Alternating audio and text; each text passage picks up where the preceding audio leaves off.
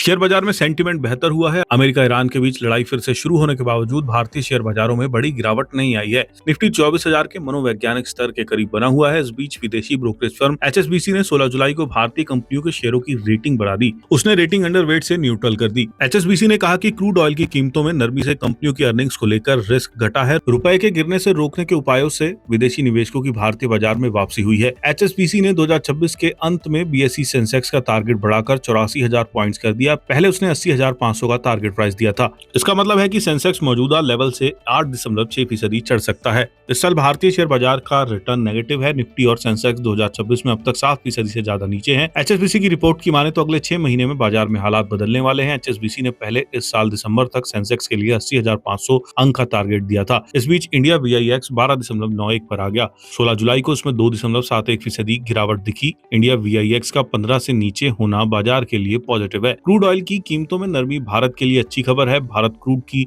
अपनी जरूरतों का करीब 90% हिस्सा इंपोर्ट करता है। 28 फरवरी को अमेरिका ईरान के बीच लड़ाई शुरू होने के बावजूद क्रूड की कीमतें आसमान में पहुंच गई। अप्रैल में ब्रेंट क्रूड फ्यूचर्स $126.41 प्रति बैरल तक पहुंच गया था।